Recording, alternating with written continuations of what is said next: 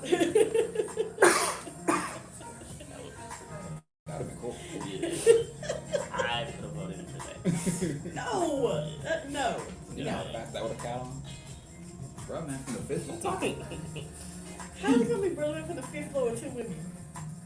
I mean, Just the catchy name, that's all. yeah, bro, Oh my man. God. Inclusive. That's inclusive. That's inclusive, yeah. That's not inclusive. From me, and then it gets everybody over it. So.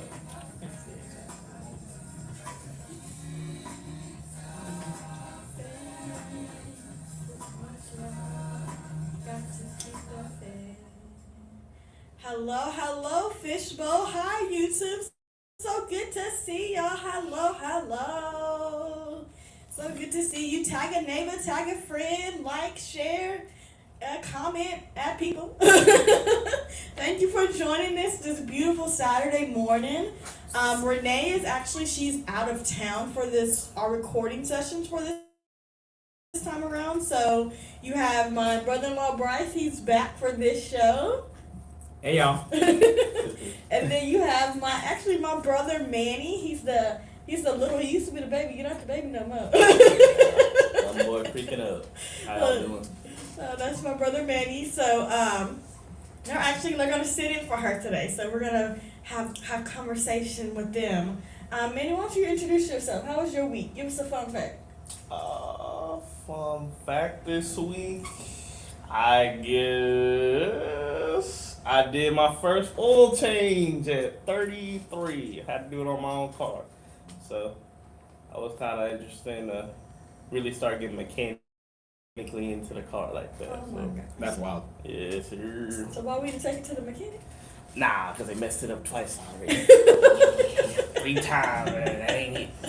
We can work on the car from here on out ourselves after that. Oh my gosh! Not they messed up the car, so you could too mechanic it. That's what I did for this oil change. We can do it from here on out, your boy.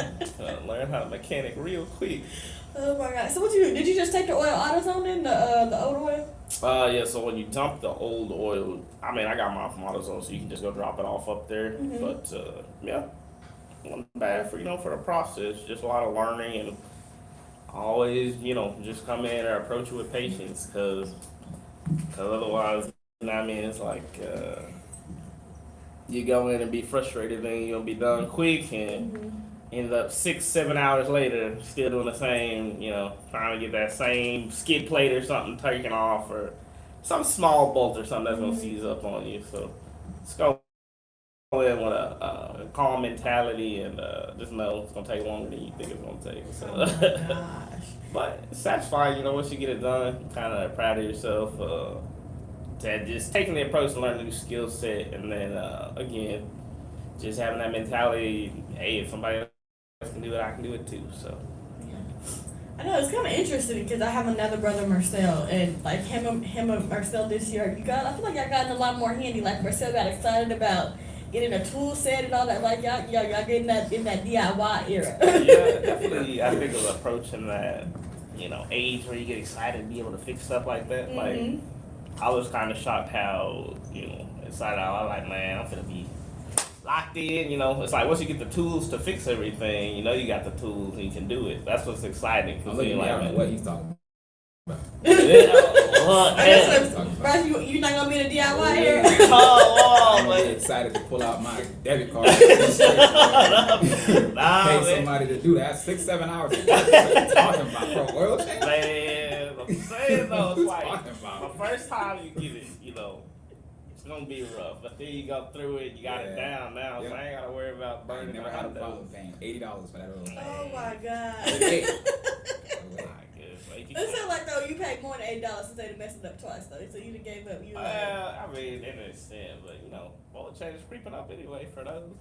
For my car, at least like 120. So it definitely worth it to start chipping away and learning it now. So I ain't gonna pay for that expense going into the future. So like you pre-nesting, you getting ready for that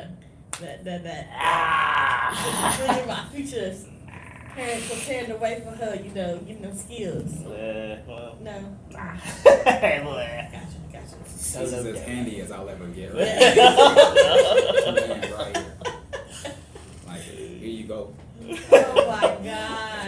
hand on the That's wallet. it. Let me The get other the on the I don't even need the card. receipt. Just charge it to the card. He said, you told me how much it was. I'm good. I'm not writing this down.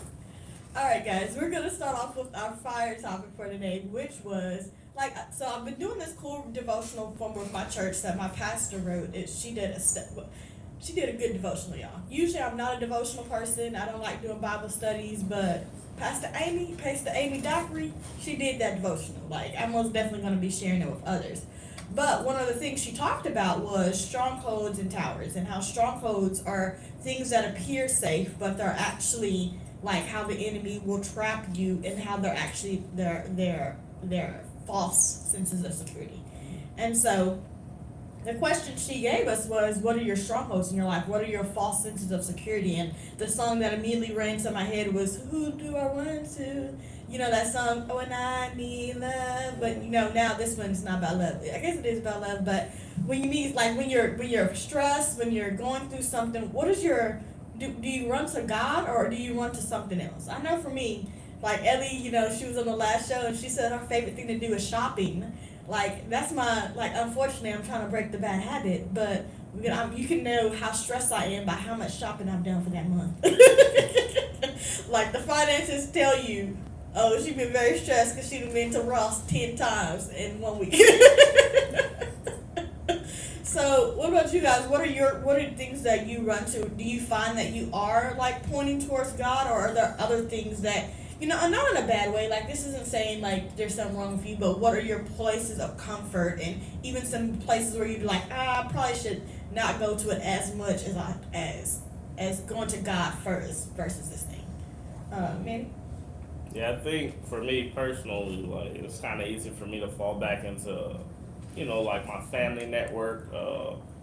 Again, I have like a lot of older brothers and sisters, you know, a lot more experienced people here, and so I always kind of fall back and reach on them when I'm stressed or going through stuff. I know too, for me, like, I like to game, and so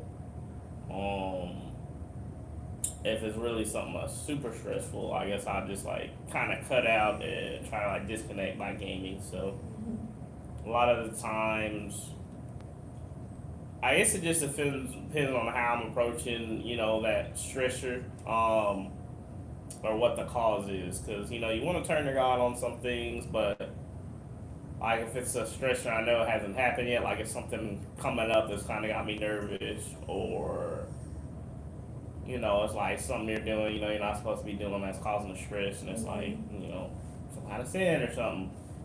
Again, you can't always, you don't always have that shamelessness to want to turn to God and kind of talk to Him about it. So, you know, I have my vices or my pivots to where I kind of fall back on those things. So. Okay. So then, like, you said a good point, because you said sometimes you go to these things because you don't feel like that safety, or you feel like God's gonna be like a judge versus someone that loves you in those moments. So how do you come from that? Like, how do you put that voice to the side? Is it just hearing us and going back and encouraging you and be like, man, you talk to God about it, or how do you repivot yourself?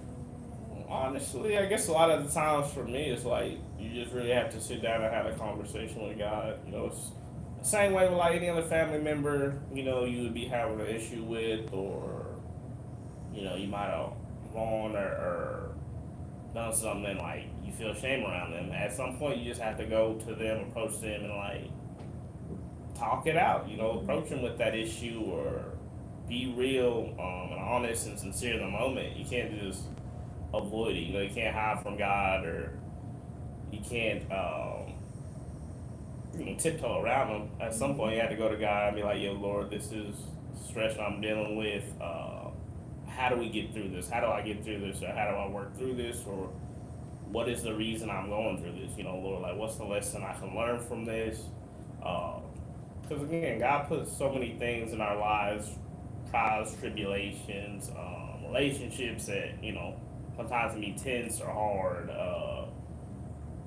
Life, you know, situations where it's like, man, I thought I was doing everything right, and then things pivot back. But it's just like a lot of the times you come out on the other side of that with so much more, having gained so much more, if you can again, just remember to kind of work through it with God, you know, kind of keep him at the helm and keep him next to you through it all. And then you get so much more growth, or I feel like you gain so much more from the experience. So, in the same way, you know, I do it, you know, just here on earth, I try to do it in my relationship with God, with just keeping him included. And then like I say, you know, after I'm kind of over the stressor, I approach myself, I'm like, all right, I can't keep avoiding this. Me and God really have to talk about this, and I have to find out, you know, at the root of the cause why it is I feel that way about the thing, and what God, you know, is trying to teach me or show me through it. So Nice. What about you, Bryce? So I don't really have I have one thing that helps me cope is understanding that there are things in life that I just can't control. I think I realized that in my early 20s, like 21, 22, when it's perfectly it's very possible for you to be going through many different things, but a lot of the things that you are going through, if it's something that's completely out of your control, I've learned that you shouldn't really let it stress you out. Because the things that you can control are the things that you should be stressing out about. The things that you actually have the will to be able to control. Like if you have, you're having relationship issues, that's within your control. If you're having job issues and you're not happy with the space that you're in at work, that's within your control. If you're having health issues, maybe you have, like, you're not happy in the body that you're in, that's within your control. But let's say, for example, hypothetically speaking, you had some sort of unfortunate series of events that were completely out of your control. You had many family members are just, maybe you had like an uncle that you were really connected to who passed away. Those things are not in your control, but there's a grieving process that you have to allow yourself to be able to go through in order to be able to get over that. And it's different for everybody, right? It's not really more so of a stressful environment. It's more so that you're not allowing yourself to grieve properly. And so when you look at it as stress, you don't let yourself go through the grieving process. That's just an example. But in terms of the aforementioned things that I just stated, these nuances in life, I've gotten to a place in life where I'm actually happy genuinely. It's not due to materialistic things. It's not due to the position that I'm in. It's not due to my family doesn't contribute to my level of happiness. I'm happy just being who I am. I think that when what I do in terms of what I run to is my experiences. I've had a lot of experience to where I understand that I have a lot of things that I can't control in life. That's going to happen to me. I have even more things that I can control. So I work on the things that I can't control, and I see constant improvement. I do a lot of self-reflecting and try to improve myself as a human being. And when you get to a place where you relinquish a lot of the noise, like other people's opinions and the things that you might see on social media, like I have no social media at all. I'm not on the internet, so the only voice that I hear is my own. He doesn't even. And so and then, you know, with my experience in my community when I was growing up in a church, I had mentors. A lot of mentors will teach you that they'll teach you how to be able to navigate life when you're going through certain situations. And that could be different for a lot of men, because if you're not willing to accept advice from other people who are actually doing better than you, or they're doing the things that you want to do, how could you not listen to the people who've already accomplished the things that you wanted to do? And they have the best advice, and they have your best interest at heart, and they're not going to be passive aggressive or judgmental, then you'll never be steered wrong. So for me, it's more so about understanding that a lot of things, you have to be able to separate it, right? You have to be able to separate the things that you can't control, Right. with the things that you can control. Right. And the first thing that I asked myself, was this a controllable thing? That's a good question. Was this something that I did? And was I able to do anything to prevent it?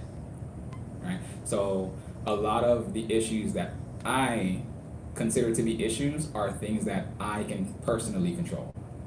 Because we as humans have the ability to manifest things. We can't stress about the things that we can't control, although they may be unfortunate, like accidents happen, right? Yeah. Accidents happen, but to make that process easier, though, we have car insurance, we have life insurance, we have health insurance. It's gonna be a bitter process, a tough process, but you have things in life that you can control to make that process a little bit easier. And in terms of what I do to manage stress, I work out. I work out. That's about it. There's nothing deep about it. It's just that thought process helps me navigate through a lot of the miscellaneous stressors in life that many people may find stressful. But I'm like, hey, you couldn't even control this thing. Yeah. But now if you want to come to me and tell me that you hate your job, like, whoa, you can get another job. you can fix or heal your body. You can better your relationship. You can improve your quality of life overall by putting yourself in different positions, right? But I also believe in that there's the grace of God. You know that there was this one meme, right? Where it was like, where there was an African guy who was holding a spear. He was like, I don't want peace. I want problems always. And it's funny because you do need problems to become a better person, to constructively help you grow as an individual. You need those problems. But how you handle those problems will determine how you come out. Yeah. And I think that's really, really important to understand. No, that's a good point. Like, I think that just like you said, how we handle the stressors or what do we run to, I think is very important. And even your idea that how to identify, because I think you both said very key points of it takes what identifying, okay, I'm in a cycle, or I'm running to something, a stronghold, or I'm in something, realizing, okay, I need to self-reflect and realize, why am I feeling this way? Why am I running to this thing, like you said, or why am I feeling overwhelmed or stressed for the week? And then, just like you said, ask your question, is it controllable or uncontrollable? And then if it is controllable, then, okay, let's figure out our solution. And if it's not, then that means it needs to be in God's hands. That needs to go back. It's not ours to hold, it's His. Yeah, you have to have a dumping site for all your mental worries. And if you don't have that, then you need to create it. That's the best advice that I can give you. You have to have the balance. If there's no balance between the things that are stressing you, if you have more stressors in your life than you have spaces of relief and places that you can go to reflect in, then you're doing something wrong, and you need to reflect on that and then create that space for yourself. Don't come to me stressing about work when you have a month's worth of vacation time talking about your job is stressful. Take that vacation time. There's a balance that you need to have for everything that you do in life. But you also need to understand that there's a lot more things in life that you just cannot control. Worry about the things that you can control, and you'll find that a lot of the things in your life are really easy to get through. Yeah, that's good. That's good. And I think that's important because both Manny and Bryce do really well with getting alone and having time to reflect and to think. They're not, not saying it's a bad day, but they're not busy people. They both work, but they also, which again, I guess Mama kind of cultivates that too with us, where we have that balance, that background of just relaxing. We're okay with having free weekends, or we're okay with, okay, I'm just going to be in my room for the day, or that kind of thing. And that's nice to see, because it's something that Ellie learns, that she doesn't have to always be going. She has learned that I can sit down and think, or like he said in the last show, that they create spaces like their family meetings and things where it's just, okay, let's get some things out and let's talk and think through some things versus always having to be on the go.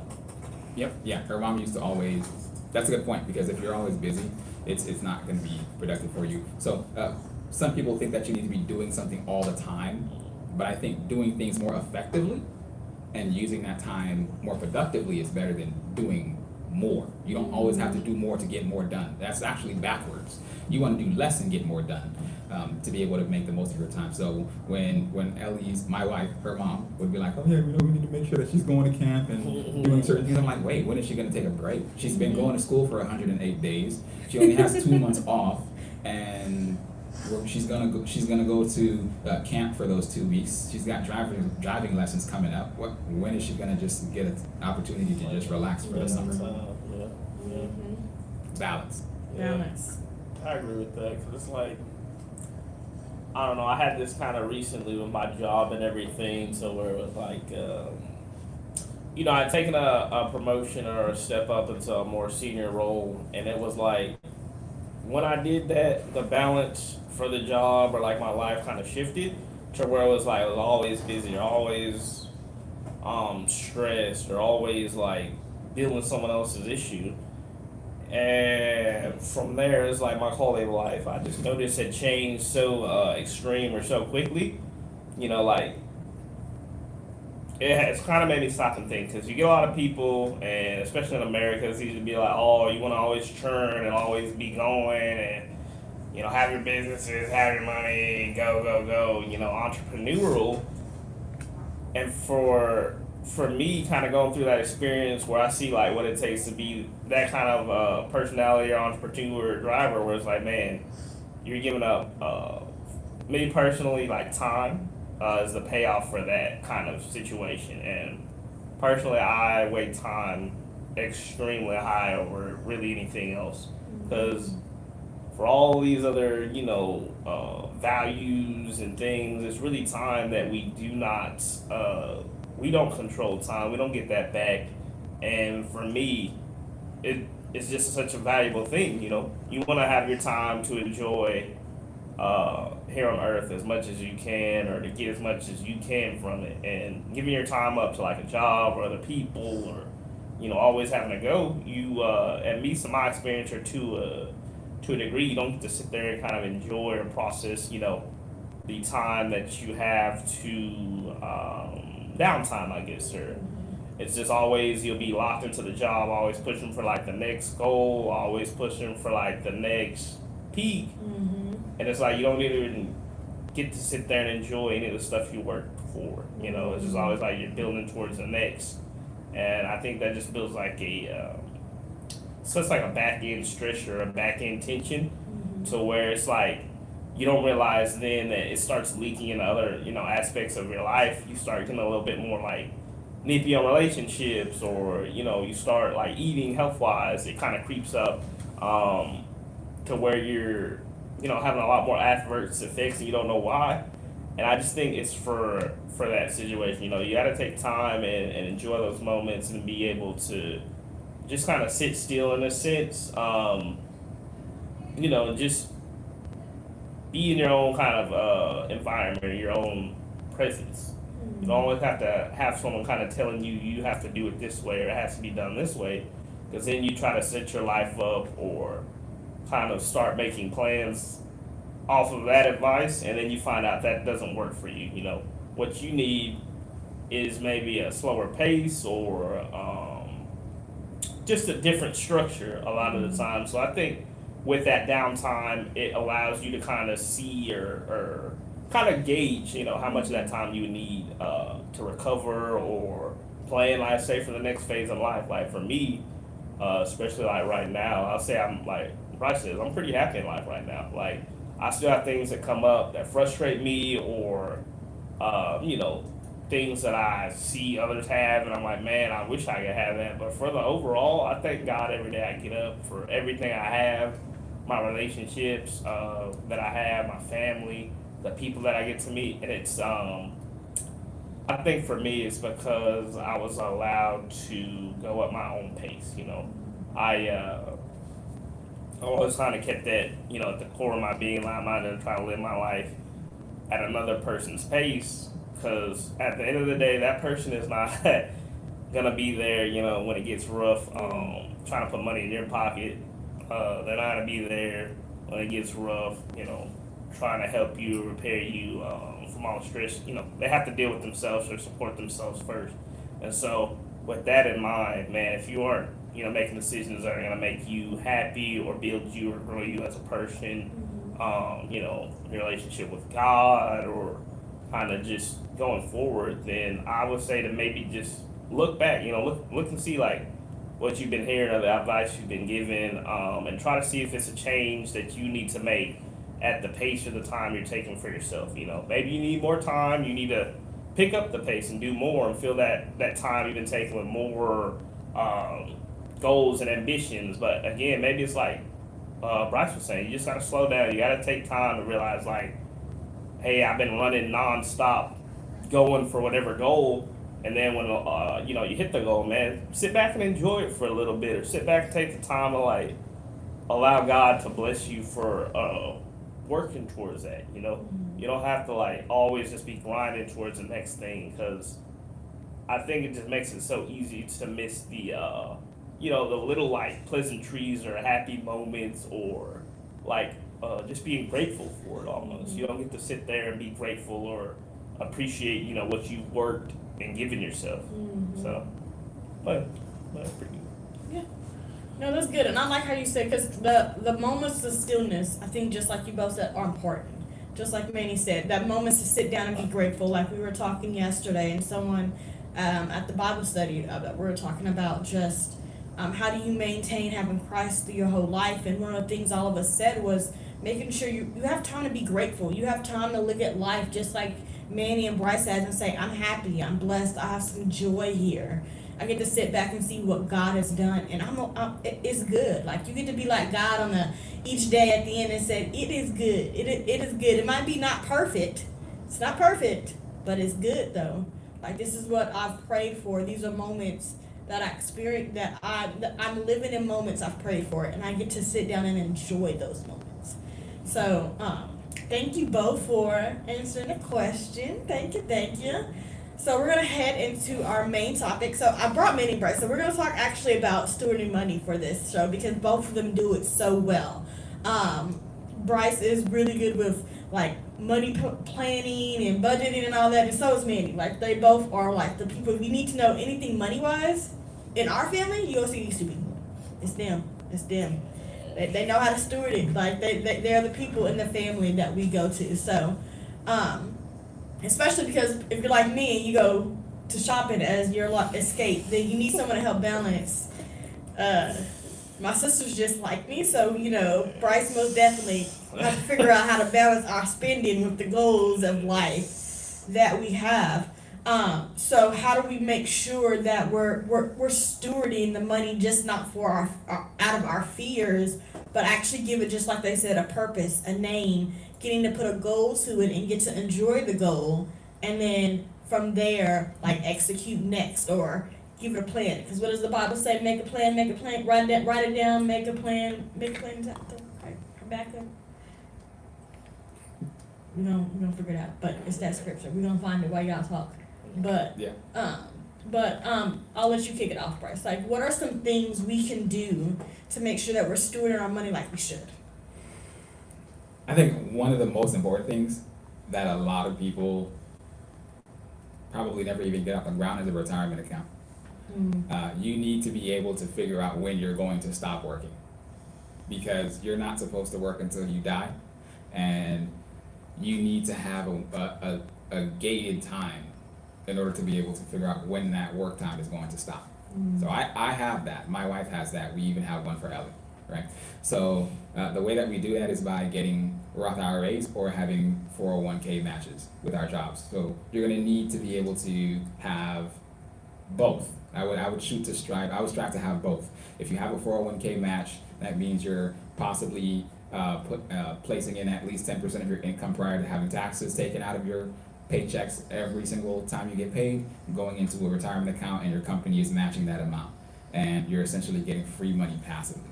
After that, you would go ahead and open up what's called a Roth IRA account. That Roth IRA account is a contribution account equivalent to a retirement account like a 401k. However, it's going to be untaxed after you go ahead and withdraw that money, and you have access to it after a certain age of retirement. And it's really easy to do, and they're all free. So it's extremely important that you have those things going for you. These things can actually be opened up as early as 10 years old for your children, and there are even other ways that you can invest money for your children at the time of their birth or when you're able to. And it doesn't even have to be a lot of money. Actually, this year I think the contribution for Roth IRA has increased from $6,500 to $7,500 or $8,000. And no, it's $8,000 if you're over the age of 60, and it's for people our ages in their 20s, 30s, and 40s, and young adults, it's going to be $7,500. And I think it's worth it when you actually get those accounts, because you have a way to be able to see your money growing and interest being received on those accounts. And that's what makes it so powerful. It's probably the easiest way to become a millionaire by the time that you retire. It's one way to get your teenager to have over $1 million by the time that they're out of college if you start them early enough. So it's an extremely powerful account. It's free, and there are no downsides. You can even take money out of it as without any penalty for the Roth IRA. right? But you have to be, you will make a commitment to put that money back in, but it will be without interest. And so I think there are very, very powerful accounts that you can make. Now, you don't just put money in there, obviously. You have to get it tied to an S&P 500 or some sort of investment fund or index fund. You'll have to do your own research. We don't have enough time to go into that here. Yeah, But, that's a lot. But those things are extremely powerful to be able to get into, and you have to know how they work. So you have to educate yourself. So I spent 2 years doing nothing but literacy research on money, learning how it moves, learning how to navigate it, setting my family up for it, creating different ways to budget, and being able to apply it. Yeah. Then you have to stick with it. No, and I think that's important. Like, I think that, because that's a very important thing is to have, but I think the thing that you most highlighted that I think is important is having a plan and knowing how to. Yeah. Because a lot of people can say, "Oh, I want to open up a Roth IRA," but do they even have like the savings to do it, or do they even know like how to budget for it, or like you just said, it's that financial literacy piece that's important that a lot of us are missing concerning finances, on how to properly steward money. Is just the basics, like just the basics of having a plan of, okay, this goes to this month, and this is how much I'm spending, what's going in, what's going out. Because I think that's what you and Manny do so well. Like, you both have budgets that you stick to. You have like the 5-year plan, 10-year plan, things of that nature that you have built for your family. So how did you know how do you establish those things, or how did you know how to execute those? So when I was younger, my family grew up below poor, right? So we didn't get to have those things, those privileged items like cell phones, tablets, computers, all that, and even we didn't have access to any of that. So I knew what it was like to have absolutely nothing, but that gave me the drive and ambition that I have now to seek out the knowledge, because it's all free knowledge, and you can actually apply it with any level of income that you're making. So whether you're making 30,000, 40,000, 50,000, it doesn't matter. You can invest in yourself, and you are able to create a retirement fund with any level of income that you have, and it's sustainable. I like to talk in percentages, so because it works for any given number. So if you're just starting out, you want to be able to break down your income into percentages, 30, 20, and 10. And so, and maybe even 5 if you're at a lower income rate and you're like your first job or whatever the case is. So 30% of your income should be going to living expenses, right? That should be your rent, your groceries, your utilities, and your car note if you have one, and your car insurance if you have one. That's 30% of your income. You need one of the most powerful things that you can do in order to make your money do what it needs to do is live below your income, live below your means. And a lot of the things that a lot of Americans, what they're experiencing now, is they're being either house poor or car poor or both. You want to be in a position where you're neither, and that's going to be the most ideal thing to do. If you do have those type of expenses and you want to be able to remove them from your life, you have to focus on what's called the snowball effect. You have to be able to choose one, pay it off as quickly as you can with a certain percentage of money that you're able to spare, and you need to be able to focus on getting that debt away. The first thing that you need to do before you can actually do anything that I just told you, that means any opening up Roth IRAs or any retirement accounts, any contributions whatsoever, the most important thing that you need to do is pay off every single debt that you have, because that's the only way that you're going to be able to make your money work for you. If you have any debt, actually there is another way. You can make more money. That's 2 ways. You can either make more money than how much debt you have, or you can, if you are not in a position to get a better job, you need to be able to focus on getting one debt down at a time. And you shouldn't be going on any type of luxuries, vacations. You shouldn't be going out to eat. You should be cooking at home. You should be trying to lower all of your expenses as best as you can. I'm not saying live like a rat, but you need to be able to be honest with yourself and realize that your life is no longer sustainable because you have more debt than you do income. Yep. And then from there, we can talk about those percentages, because if your living expenses are more than 30%, you're officially over cap. 30% is going to be the number for any level of income, and that's where you need to be. Your level of income, you might be looking at it right now and you're like, oh, well, my level of income says that I need to go back to the hood. Well, you might need to go back to the hood in order to live below 30%. That's just what it is. If you want to live in an area that is more luxurious, then you need to improve your quality of life by making more money. That means putting yourself in a position to where you're learning new skills or getting new certificates or going to school to complete some sort of courses that's going to get you to that point. However, you have to work with the level of income that you have. And so 30% for living expenses, 20% should be going towards savings, and then 10% is the money that you spend. And you can even go ahead and reverse the 10 and 20% by saying 20% is how much I get to spend, and then 10% is how much I get to save. It's easy to figure out percentages because you would be working with whole numbers. So that would be the first thing that I would do after your debt has been paid off. And these are the steps that I've taken off with my life, and this is the same step that I've been applying to my wife's life.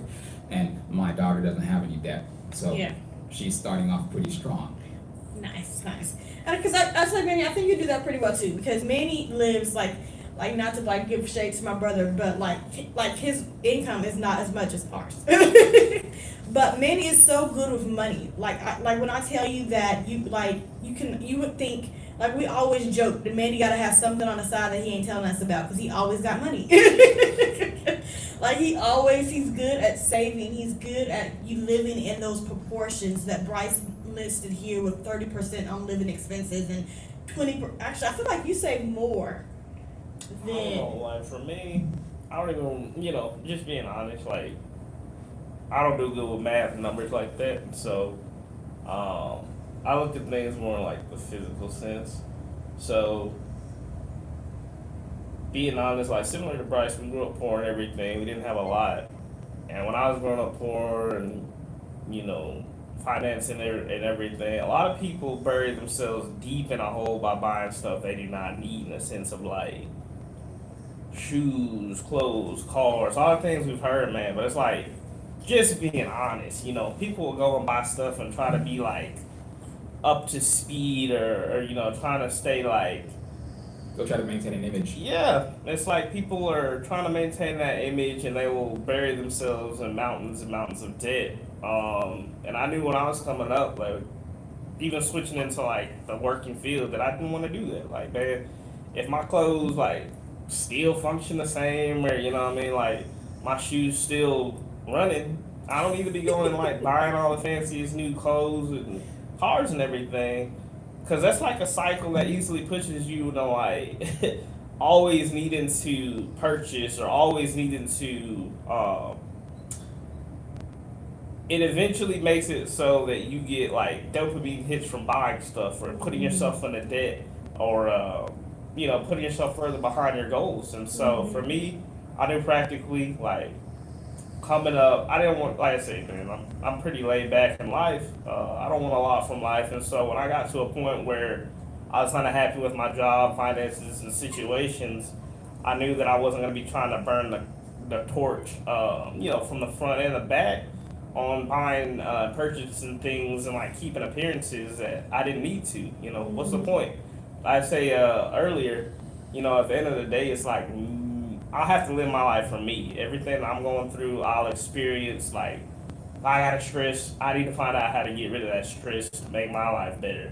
Somebody else can tell you how to, to make it better, or they can help you try. But at the end of the day, you're the one that's feeling it. So you have to find out and apply that same thought process, I feel like, to finances. Is like, okay, I'm having issues, building this much money or saving this much money. Let me find out if it's more like Bryce, to where I need to break it down by the numbers, have like, plans yearly ahead and everything to help me reach that goal easier. Or if it's like, more my mentality, like, I just try to keep it simple. Pull a little money out of every check. It's not always the same amount, but I know if I'm pulling money in, I'm saving money. For the stuff I buy, like my family would tell me when when I was coming up, I didn't like have to have all the new clothes or Jordans and everything. I mean, now I have those things because I have the funds available to purchase them on this end, again. But it's just like building the habits or building or establishing those habits. I think is going to be the biggest thing. Like again, Bryce has sound like built those habits over time from my childhood. Talking to a lot of like the people I talk to, man, who are really successful in life. You just have to build. You have to make building blocks that make it easier to keep money in your pocket, You have to make building blocks that make it easier to insulate yourself from like outside pressures that are going to want you to burn through your money. And I just think it's a lot, especially in America, man. People just like cloud or image chasing. So if you can start out early knowing that and trying to negate, or hey man, take care of your stuff longer so it's not looking so rough, so you don't need to go, purchase new items. Or if you know you're gonna be like that, then like Bryce says, you have to realize you're gonna have to bring in a bigger income or work harder, be a little bit more against the wall. Otherwise, you'll start chipping away at whatever income you're bringing in, and slowly you'll see yourself falling into the red, wondering why I'm falling into the red. And then what's going to happen when you do that is, because you set yourself up to get dopamine, or because it's a stressor now and you're happy buying items, you're going to accelerate that debt, because you're going to, I just want to buy this item, to make me feel good in this moment. And all that's going to do is push you further into the cycle. So if you can establish a habit of not having that be your mentality, like a way to relieve your stress, I guess that ties back kind of into the first or initial question, that you can kind of set yourself up longer, further ahead in a good place. Like you'll have good building blocks, the funds when it is like crunch time, or you're going through it. You won't have that mentality like, oh man, I'm stressed, I gotta go buy something to make myself feel better. It's just like, I just gotta make it through this like rough patch, and then if I keep those same habits, the money will come back. So that's kind of my approach to it. So Nice. No, and I like you both, because you both said something where you have to figure out what works for you. Where Manny is, hey, I need to make sure I take money because of how we like both of your, I like both how both the way you grew up influenced the way how you handle money now. Where instead of it being, where I have to just take it out, you now know how can I steward this better, so I don't end up back how I used to be, or be back in the same situation of when I grew up. But also, you both identified methods where what works for you, what makes it easier for you in order to steward your money how you want to. Yeah, so for me, I'm very methodical with the way that I do everything. So I have a plan for everything. And to give you a good example, I'll take a note off of what Manny just said, because you do have a lot of influences in life that are going to psychologically attack you. That's what I call it. Their marketing is a psychological attacks on your income. And so a lot of marketing nowadays is really pushed towards women. So that's why it's easy for you guys to feel like, oh yeah, I want to go shopping because it makes me feel nice. It's not that it makes you feel nice.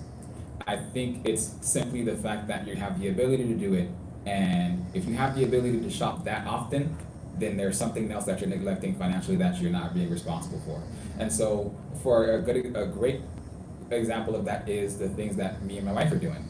So we have this thing where, you know how your sister is, you both like to go shopping. So in order to be able to sustain that, now here's the thing, right, based off of what we were just talking about, you don't have to stop doing the things that you love to do. You just have to be able to find a way to budget it with the current income that you have.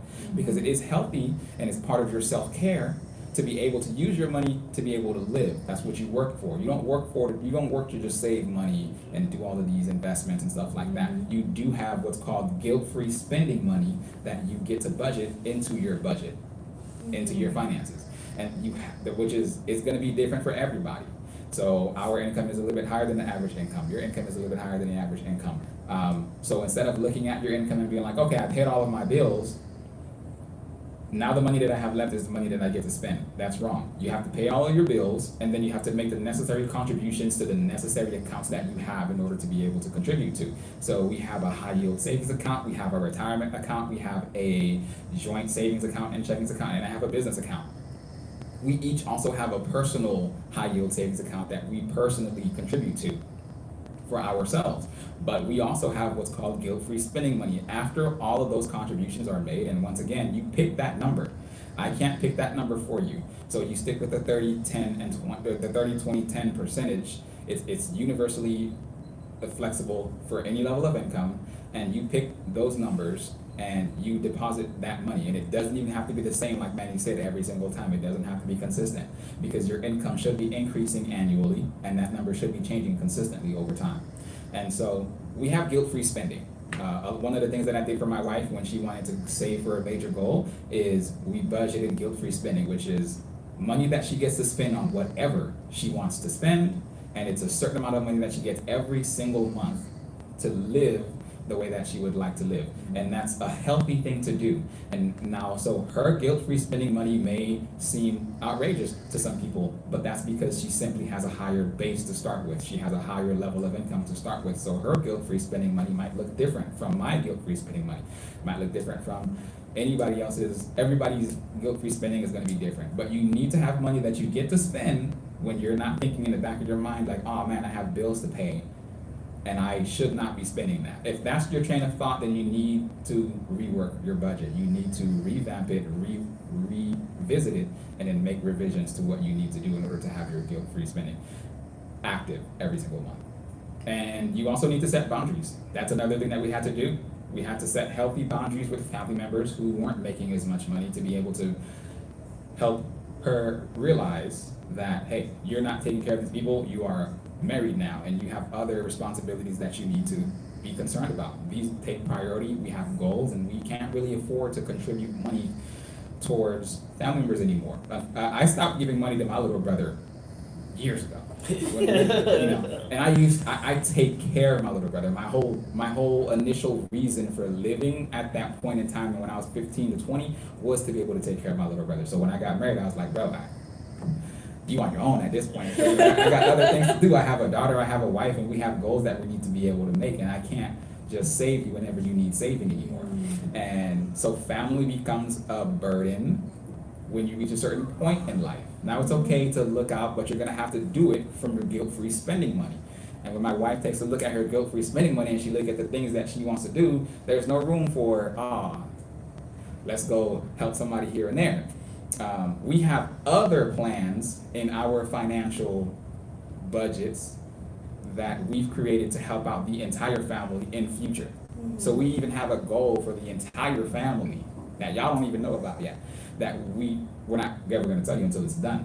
But we even have a goal, set aside to be able to help the family grow financially. So we've already done what we needed to do to address wealth in the family and create the foundation and space to be able to have that flourish or manifest. However, we had to do it in a healthy way. My wife needed to understand that we have responsibilities. I know that you want to help these people. You want to help your family. You want to help other people. She's very, very giving. But also at the same time, you have to understand your money can't stretch like a millionaire's money can stretch. So you have to be able to help people the way that she wants to help people. You have to put yourself in a position to be able to do so. And I think that you shouldn't feel guilty about putting yourself in the right position to be able to help others in the future, even if they don't realize that that's what you're doing. Yeah. So one thing that really helped us do that is developing a healthy relationship with money, being able to understand where our money is going, how much we're making, creating those boundaries and laws that do take, instead of calling them rules, I call them laws because laws will not be broken, rules can be broken.